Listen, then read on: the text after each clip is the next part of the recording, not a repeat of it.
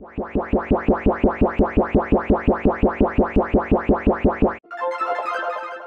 to Talk Geeky, everybody.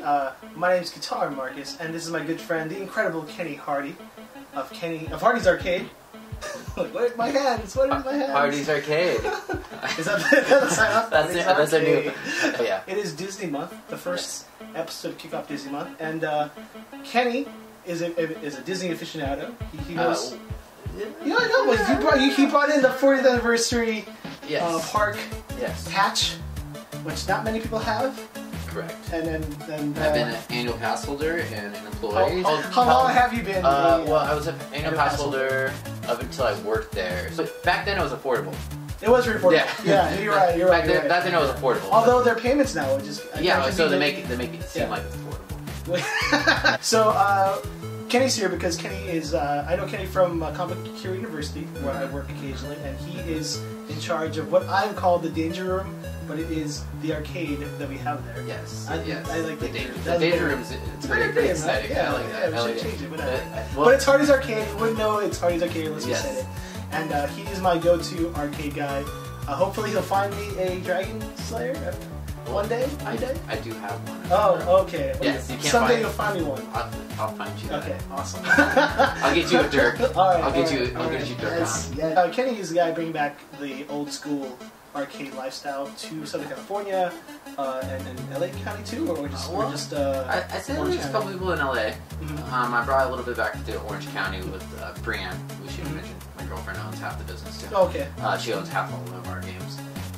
But yes, I think with us, we kind of want to share, the things that we loved in the past to kind of like keep them, revitalize them. Especially pinball. Pinball is like really kind of like something that's gone away quite a bit.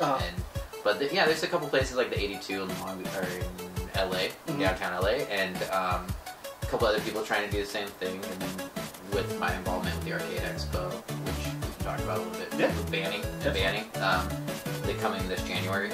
There's going to be an Arcade Expo, which will have over 500 to 700 games. Oh, that's cool. So it's going to be pretty amazing. That's awesome. About 200. All that noise, it just reminds me of my childhood. Of the pings and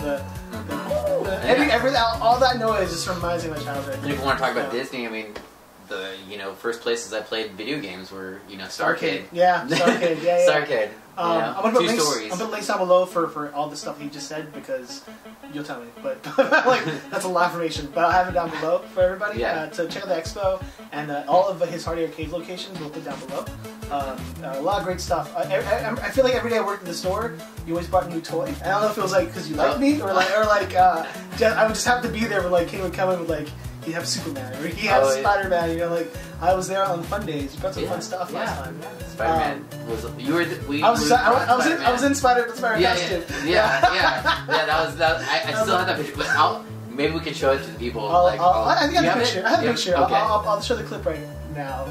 That's me in the costume, playing a very meta Spider-Man. Playing Spider-Man. Yeah. And I think you did pick Spider-Man, didn't you? Of course. No, I picked Damer. No, okay. But let's talk about Starcade a little bit. Starcade was the primo Tomorrowland arcade in Disneyland. For me, as a kid in the 90s, I remember it being not only an epicenter of games, but like kind of like the teens. Was that where they all kind of because like Tomorrowland was kind of owned by the teens. Like it was. They would dance at the Buzz Lightyear stage, which was Tomorrowland stage. Mount Terrace. And then there'd be kids playing arcades, and there are lots of arcades and 2 levels of arcades. Yeah. I'm gonna try to find pictures online and maybe post them, but if not, then just use your imagination. Yeah, I mean. Or if you remember those days, like send me pictures. I'd love to show those things. Oh yeah. Also, but back. Yeah, if you have pictures of Starcade, I would love to see the pictures too. Actually, I don't think people took pictures of the Starcade. And the Starcade sign is still there. Starcade sign is still there, but the Starcade's not there anymore. There's like a handful of arcades. Like 14 classics. With a bunch of product now. Yeah. They you can build your own lightsaber in the Starcade. Yeah, which is pretty cool.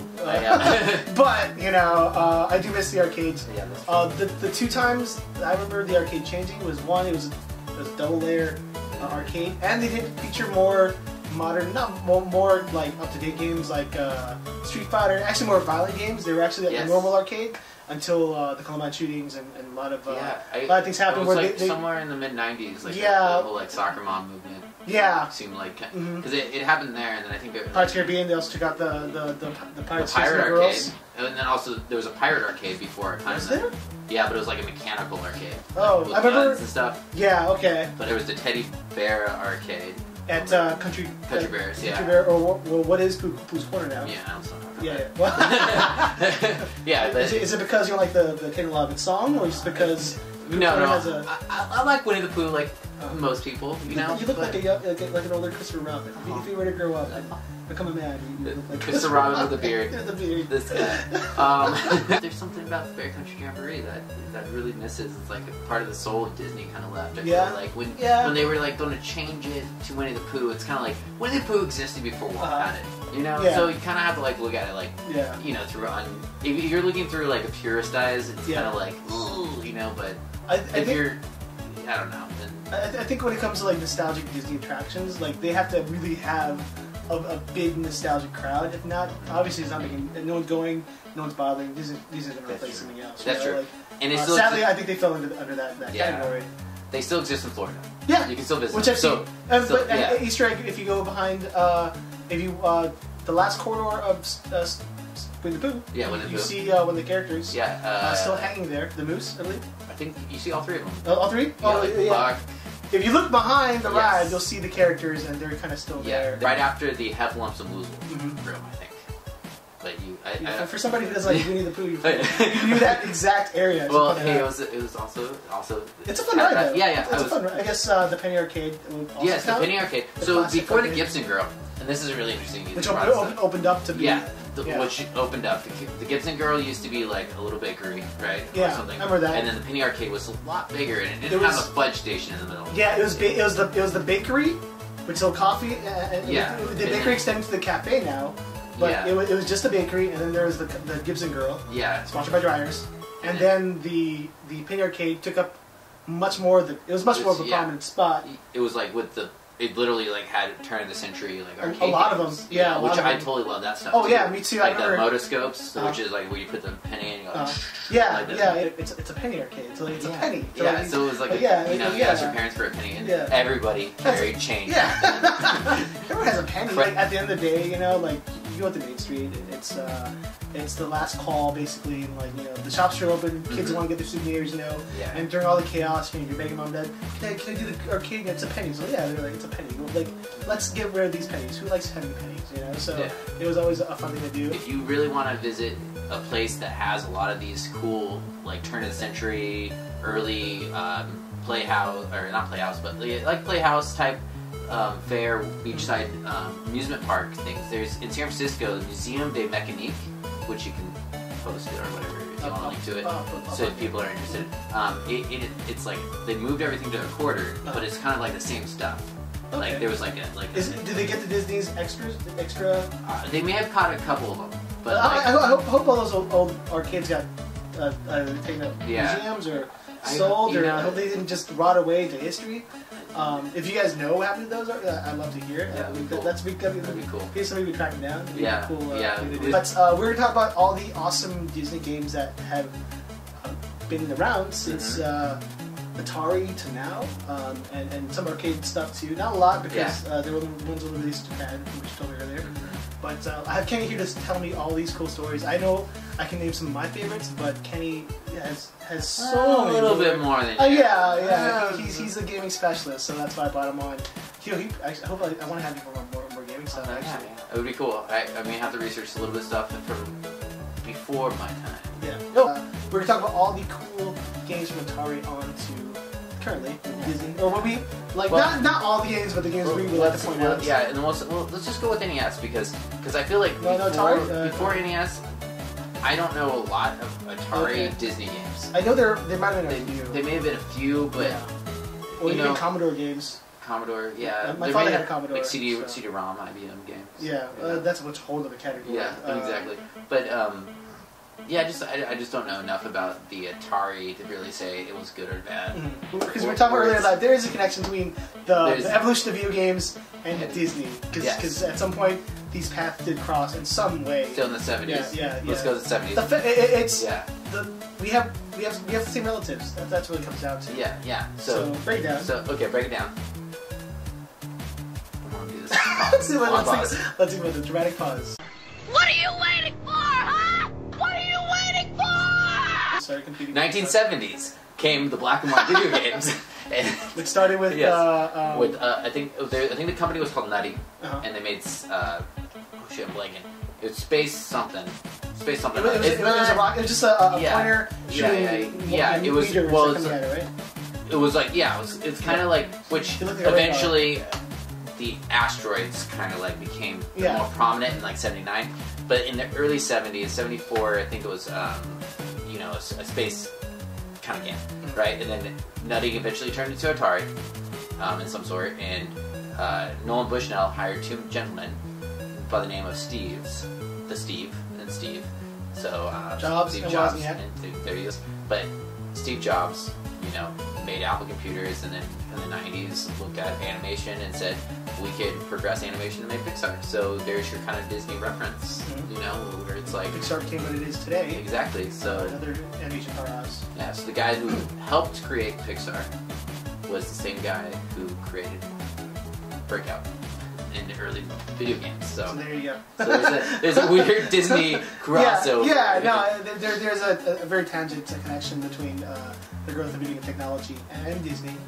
Plus, Walt Disney was he loved technology, very much involved with at least audio animatronics, which in the same way is programming like you would video game or any type of system, physical format basically. But NES, let's watch some awesome NES games. Let's talk about NES. Let's talk about my favorite. Let's talk about DuckTales. Let's just get out of the way. My favorite. Let's go right out of the way. Right. So, okay, DuckTales. If you watch any other review about Disney video games, DuckTales is number one. And for me, it's the same reason because for the longest time, Capcom and Disney had a disagreement with their games, and Capcom makes phenomenal games in my opinion. Especially, they're the ones who made Street Fighter, Mega Man, a lot of many later 16-bit games I loved. But really, with DuckTales, it's such a good game because it kind of follows the Mega Man formula where you pick the different levels before you start. Had a great soundtrack, really great soundtrack. Gizmo Duck's in it, and everybody's like saying, Gizmo Duck! I freaked out, like, oh man, I wish I could play Gizmo Duck, but couldn't. And all the things all the abilities that Scrooge could do was always plausible in the scenario you were in. You could jump over things with the pogo or kick off something or find a secret. Everything worked really fluidly. Some other NES games I liked were Adventures in the Magic Kingdom.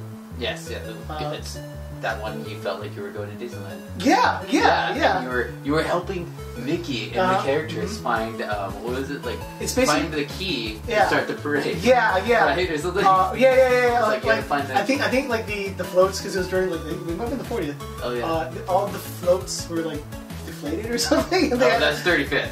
Is 35th? Is it 35th? Okay. They had a Mardi Gras. It was a Mardi Gras theme. Check us. Yeah. Reference now. Reference now. Adventures of the Magic Legends of the Hidden Temple? Are we talking about Nickelodeon now? No. We're talking about Adventures in the Magic Kingdom. It was basically a bunch of minigames. You know what sucks? What? I have that inbox on the NES and I didn't bring it. That's okay. We played it. My NES doesn't work. Can you superimpose the box in my hand? Well, I'll try. I'll show a shot of it right now.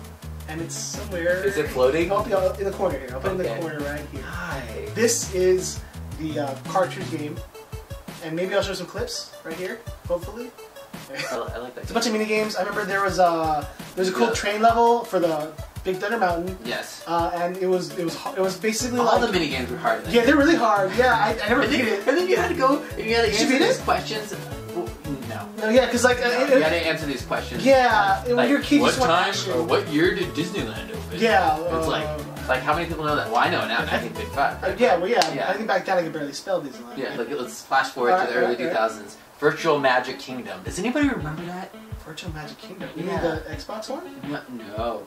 It was an online social media. Oh game. yeah, I remember that. I remember that. Virtual Magic Kingdom. The reason why I mean, you had to do scavenger hunts. Yeah, in the park. you make avatars then, of yourself, and then like the problem was you can't say anything inappropriate.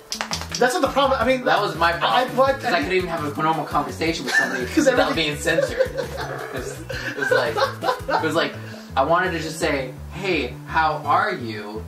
Your character looks cool, and I think you couldn't even say cool. Really? Because like there was no age restriction. Like Disney wasn't prepared. Yeah. Disney wasn't prepared for the internet. Because the internet. Here's the fact. Are they still prepared? I don't think they're prepared. They haven't done any type of like MMO. Yeah, they haven't done MMO or any type like some of the Penguins things, but they're basically for kids. Yeah. But VMK was the first time they did that. Yeah, they were trying. VMK was they couldn't. Here's the truth. Okay, there's some really tough people out there, and we can't filter them from the kids.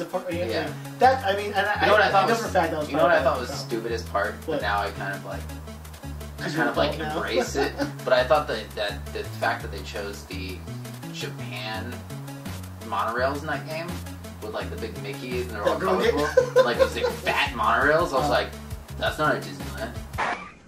Nerd! Okay, so let's talk about other NES games. Mickey's Mouse Caper, is that what it's called? Something like that. Kind of sucked. that was like kind of sucked. Yeah. From what I remember, it was like kind of like a Dick Tracy. Oh, that's another game! Oh, Dick Tracy! Dick Tracy! Oh, yeah, that's a good game. Yeah. I bought the watch. I bought the watch and light up, and I was trying to like. Do you remember the beginning? It was like. Yeah. Or remember? We talked about the movies. Rocketeer. Oh, I didn't play the Rocketeer. Well, is it good? That game, the Rocketeer game, like you have to like, you could shoot a gun, which wouldn't go too far, so you had to really get close to people to shoot. And then like you have to collect things in order to use your rocket to fly. So it wasn't like you were like shooting. Like I imagine shooting like Nazis and I'm flying, shooting other Nazis. Just kind of like a railing type of game would be fun. Yeah. But the fact that I had to get gas each time to fly, I was like, that's kind of lame. Yeah, so it wasn't that great. Well, that's like Dick Tracy. Like every time you drive the car, like I feel like the car GTA was like an early GTA where you're like driving. It's like Ninja Turtles. Yeah, there's Chippendale. Chippendale. Chippendale. Should I drop my bomb right now? My NES. Let's see it. What's your NES? All right. My favorite NES game, and I'm admitting this in public. Can I guess it? You can. It's Little Mermaid? Yes. It is Little Mermaid. Little Mermaid. Well, I've heard it's a pretty good game from what I've heard. Little Mermaid is the greatest. Because it combines like Bubble Bobble with like with the mermaid. Echo the dolphin. Yes. It was like a precursor to Echo. Yeah. And it was like you hit bubbles. You shoot the bubbles, and then you get the little angry fish. You know, they're coming at you, and it sounds really lame, but trust me. And then you can jump. Angry fish are never lame. Okay. Yeah, angry fish. Yeah, and then they're coming, and then they turn sick because they're getting the air bubble, and you flick them, and they go, you know. And so you're like swimming. Like you definitely should play a video of how cool this is. No, I'll show you. And then it's like my sister's game. It's okay, man up to it. It was my game. It was my game. It was my game. Man up to it. Because that's on 16-bit. So it's 16-bit, and I did bring a couple of the movie license ones. Let's talk about this one first. It's Aladdin. Sega Genesis. That's some blurry. I'll make a screenshot of it. Okay. Aladdin. You need to forget the camera. Yes. I think that's awfully close. Okay. Cool thing about the Sega Genesis Aladdin was that it was much more polished than the SNES one. Yes. Much faster, much more fluid animation. Sega really hit the ball on this one. They actually won a lot of Game Awards. Did they? They made The Lion King. Another good one. Good there you go. Lion King. That level? Dude, this game is really... You know what? What would you... Okay, let's compare these two, because I think this is a good comparison, because they're both animated video games that were 16-bit era, but which one do you find is a better platform? Like more variety, or more just a game? What do you feel? Like overall, like storytelling and stuff? If I gave you these two, which one would you put in your Sega Genesis or Super Nintendo if they were Super Nintendo versions? Oh, if it was Super Nintendo? Yeah. Which? If it was Super Nintendo, I'd play Lion King because it's more closer to. They're actually more alike. Okay. Aladdin, the Genesis was really good than this. Yeah. Super Nintendo, it was more. It was definitely a stronger platformer where like it had more to do with like. It's kind of Prince of Persia-ish, where you had to like, jump over things and like. And, yeah. It was like and then Aladdin. This one was more hack slash and collecting apples and things like that. You know.